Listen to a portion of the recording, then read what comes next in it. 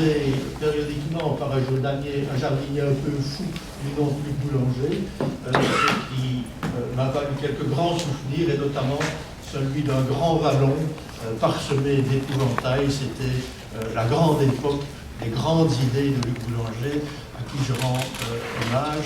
Ici, je pense qu'il nous rejoindra pour le colloque. Dans les jours qui viennent. Voilà. Donc, La pièce d'exposition principale. La pièce d'exposition principale qui a été conçue pour accueillir l'expo centrale. Oui. Alors comment va s'organiser donc là par exemple, ce sont les... Alors, la particularité, c'est qu'on n'accroche pas sur les murs, enfin, puisque ces murs sont constitués de polycarbonate. Et donc nous aurons un système de cimaises mobiles qui vont descendre de cette structure d'acier et que l'on pourra disposer de manière adéquate en fonction de chaque projet scénographique, créant des partitions, des parcours, etc. Donc vous allez pouvoir organiser votre scénographie à chaque fois différente. À chaque fois, ce sera différent. Et donc ça, ici, c'est le point central, le box du milieu. Le box du milieu, on appelle ça la black box, et c'est un petit espace alors très intime de 25 mètres carrés effectivement et qui répond lui aux normes de conservation les plus exigeantes si vous voulez pour y exposer des pièces précieuses. Qu'est-ce qui vous manque ici finalement? Rien. D'inaugurer le musée. Alors la programmation est définie et s'articule à la notion d'art situé que j'évoquais tantôt. Nous avon décidé d'organiser la programmation du musée par saison.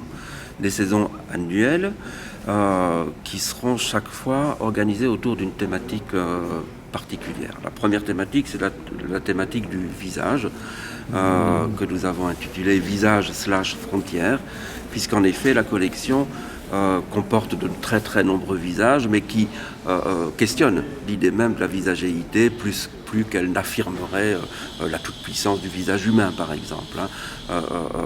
Et donc, autour de cette thématique du visage, nous organiserons ici une première grande exposition de la collection. Mais en même temps, notre projet est d'assurer la communication de cette collection avec d'autres formes d'expression, parmi lesquelles l'art contemporain le plus institué avec le monde de l'art, si vous voulez. Donc, nous avons demandé à quelques artistes contemporains de venir en quelque sorte dialoguer avec les pièces de la collection et de proposer eux-mêmes leur propre déclinaison du visage ou leur propre réponse. Vous pouvez citer des noms déjà? Bien sûr. Parmi eux, Anne de Gelat, qui est photographe, que vous connaissez peut-être, Thomas Chable également, photographe bien connu, Hélène Tillman, à la fois vidéaste, photographe également. Il y a pas mal de photographes dans la première saison et qui travaillent, elles, dans une perspective d'anthropologie visuelle, pourrait-on dire, dans un institut psychiatrique de France, d'autres encore. Et parmi ces artistes partenaires, comme nous les appelons, nous organisons également une première grande exposition d'un peintre expressionniste montois, aujourd'hui un peu oublié, mais d'une grande force expressive, qui est Yvon Van Dyck. Le principe, si vous voulez, de chacune de ces expositions partenaires repose sur ceci. Chacun d'entre eux exposera dans le musée l'une ou l'autre pièce que nous choisirons ensemble, et en même temps ils bénéficieront chacun d'une exposition monographique hors les murs du musée, dans les diverses institutions culturelles et muséales liégeoises. Alors la question que je voulais vous poser, aujourd'hui l'art outsider n'est plus marginalisé. Il y a un marché qui fonctionne très bien, un peu comme dans le milieu de l'art contemporain pur et dur. Et donc les parallèles sont aussi à faire. Donc est-ce qu'on ne se retrouve pas aujourd'hui dans ce cas de figure d'élus et d'exclus? Il y a l'art outsider qui est reconnu, qui fait partie de l'élite, et puis il y a tous les autres, un peu comme dans le secteur de l'art contemporain. Finalement, est-ce que la thématique d'exclusion n'existe pas aussi bien dans l'autre partie Bien sûr.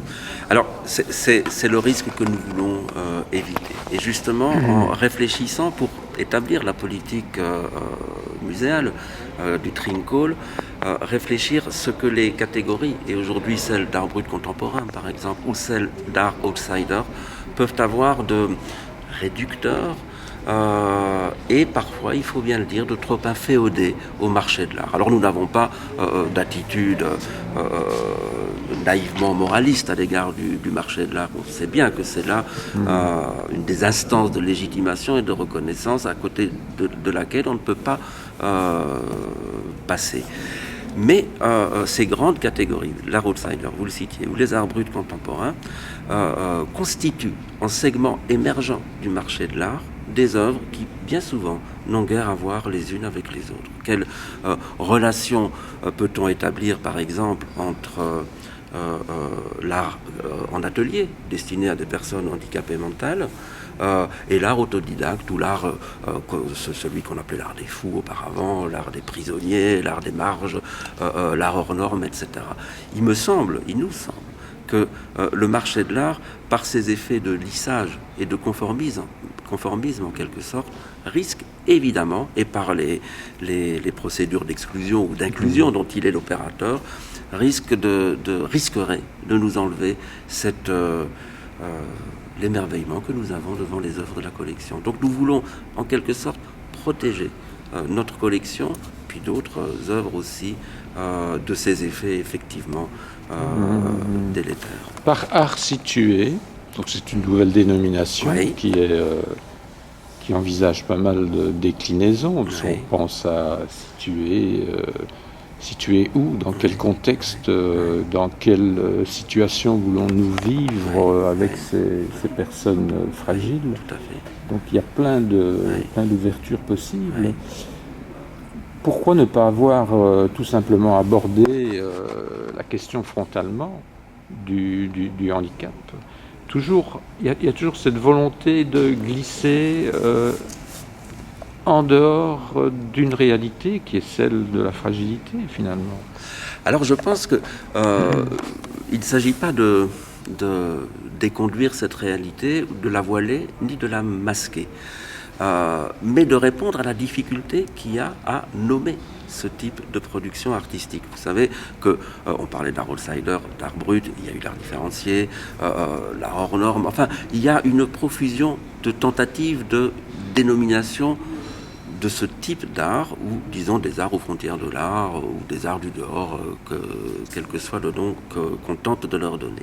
Aucune de ces dénominations ne nous satisfaisait, en quelque sorte. Soit que l'on réduise, entre guillemets, à la seule dimension du handicap mental, des formes d'expression dont la collection montre qu'elles sont en effet extrêmement vastes et puissantes, soit qu'on les inscrive, c'est un peu l'objet de nos réflexions tout à l'heure, dans des catégories trop vastes et mal cotées, en quelque sorte, qui risqueraient de nous faire perdre de vue leur singularité. C'est pourquoi, quand nous parlons d'art situé, nous partons d'un désir de ne pas nommer la collection, mais plutôt une tentative de nommer le regard que l'on porte sur elle et l'usage que l'on peut en faire. Et là, on revient à ce dispositif et à cette singularité de formes d'expression qui sont réalisées par des personnes fragiles. La question des mondes fragiles nous intéresse tout particulièrement, en l'occurrence ici les personnes porteuses de handicap mental, et les dispositifs de création, ceux de l'atelier en l'occurrence, qui rendent possible leur expression. Par rapport à votre prédécesseur, vous citez Pierre Meul, bien sûr, que vous avez connu, oui. Est-ce que votre politique d'exposition s'engage dans son parcours? Alors écoutez, je crois qu'il y a beaucoup de points communs, effectivement, et j'ai beaucoup d'admiration, d'abord beaucoup de sympathie et beaucoup de reconnaissance pour tout le travail qui a été accompli par Pierre Meul, cela va sans dire. Ce qui nous différencie peut-être, ce sont deux points. Je pense que, et c'est tout à fait légitime, quand je parle d'art brut contemporain ou d'art outsider, dans une perspective un peu critique, ça n'a d'aucune manière pour signification déconduire les traditions dont ces dénominations sont témoins. Mais le projet de Pierre Meul était de faire de ce musée un musée précisément d'art brut contemporain. Le nôtre est légèrement différent pour les raisons que je viens de vous dire, et également par ce fait que je tiens absolument à ce que le contact avec les ateliers, l'expérience des ateliers, l'histoire des ateliers, ce qu'elle nous donne à voir et à penser, cette expérience, que le lien ne soit pas et ne soit jamais rompu. Il s'agit d'établir entre le musée et les ateliers une sorte de chorégraphie, si vous voulez, qui ne fasse pas du musée la vitrine des ateliers du Créam, pas du tout, mais qui, par l'expérience et l'adossement, je le répète, à la vie des ateliers, nous permettent, on l'espère, de réfléchir avec intensité et justesse la question même de ce type d'expression. Donc finalement, ce musée est avant tout le musée du Créam, avant d'être le musée de la ville. Si la ville vous offre le bâtiment, le Créam vous offre le financement. Bien sûr. Enfin, c'est un financement complexe. Vous disiez que nous étions... l'enveloppe budgétaire avec 100 000 € par an de la Fédération Wallonie-Bruxelles n'allait pas très loin au niveau de votre programmation. Évidemment. Donc vous avez besoin de la structure du Créam pour survivre. Non seulement on en a besoin, mais on en a envie, en quelque sorte, si vous voulez. La singularité de ce musée, c'est d'être effectivement partie prenante d'un projet global qui est celui du Créam, sans se confondre avec les ateliers, mais en étant en quelque sorte au meilleur sens du terme, un des instruments. Et comment allez-vous faire pour avoir une ambition au niveau programmatif, par exemple? Où allez-vous chercher les sous? Dans le privé, dans des ventes Alors, le musée ne vend pas, évidemment. Toutes les œuvres qui sont présentes dans la collection sont inaliénables et d'aucune manière il n'est question pour le musée d'entreprendre une démarche commerçante.